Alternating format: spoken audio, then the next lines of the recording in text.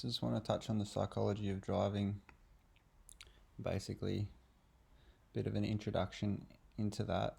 We all know that driving's not only a mechanical skill, such as steering, using the controls within a car, but there's also a cognitive skill or a cognitive discipline that's relied upon to operate a vehicle and safely drive it. We know that driving is a high stakes scenario. It's a dynamic environment. Things are constantly changing. And unfortunately, adolescents aren't cognitively prepared at the age that they are to safely navigate these roads. And I say that, yes, some teens are reckless, but this recklessness often stems from the fact that they're inexperienced in decision making in situations whilst they're driving, and they don't have that bank of experience to rely on to make good decisions in the moment. They don't have the experience of knowing patterns or how things work or how things might unfold in certain situations or circumstances while they're driving. Now, as a result of this inexperience and this limited bank of knowledge and patterns and whatnot, the risk of something happening or the risk of a consequence occurring is obviously increased. And there's different things that can influence certain risks and hazards from occurring, such as social influence or peer pressure, curiosity, impatience, not being able to delay gratification, that type of thing. Additionally, we all know that crashes rarely occur from a single error. Usually they're the effect of a multitude of small errors or mistakes or things happening over a certain amount of time. And these small decisions or misjudgments that adolescents can make can compound over time and cause something that's not wanted. Furthermore, we can talk about reactive versus proactive drivers. So a reactive driver will react to things that they see, react to hazards and risks as they appear or as the teen perceives them, whereas a proactive driver will anticipate hazards. They'll be thinking ahead. They'll be asking themselves, if I do this, what will happen and why will it happen? And ultimately that's where we want all adolescents to be proactive drivers.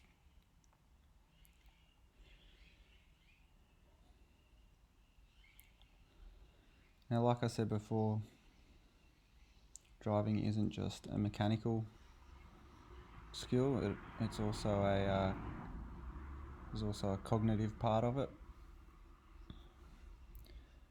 And if we can drill down into the cognitive part of things whilst driving, basically it's going to increase the time that these adolescents have to make decisions in dynamic environments or situations and circumstances that present themselves while they're driving. And this leads us to the foundational concept that we believe in, and it's called the Phase Zero driving paradigm. It's basically back to first principles of thinking in relation to driving, and it's basically a construction of the adolescent teens cognitive framework in the driving environment. If we strip it back to its bare bones, we go back to beliefs, perceptions, and emotional responses, and we can delve deeper into these and explain what they are, how they're formed, where they come from, and what they mean in relation to driving.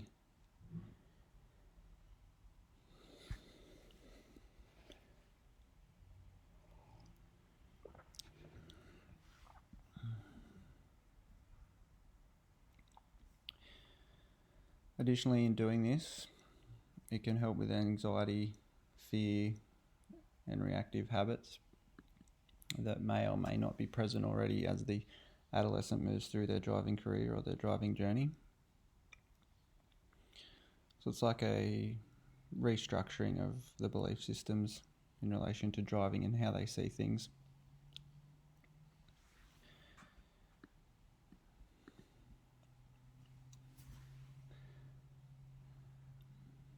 Additionally, this will form a particular driving identity that adolescent identifies with or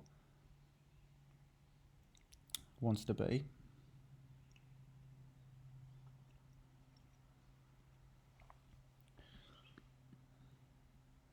And moving forward, ultimately, that identity will form the standard of driving that they'll hold themselves to.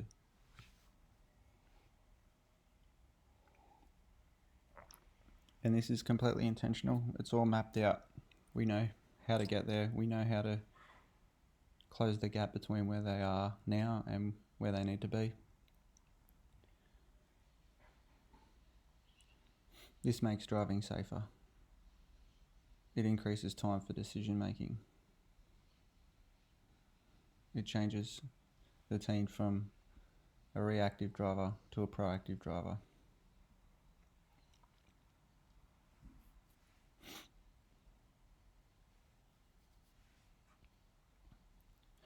So like I said at the start of it, the mechanical side of driving is definitely important.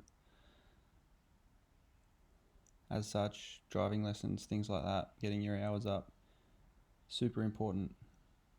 You want to build that bank of experience and that bank of knowledge to fall back on. But that alone isn't enough. You need to understand the cognitive side of driving as well, the identity side of it, and ultimately the standard that you're holding yourself to every time you get in that car. So I hope you got a bit out of this. Keep an eye on the channel for some more videos. Thanks for watching.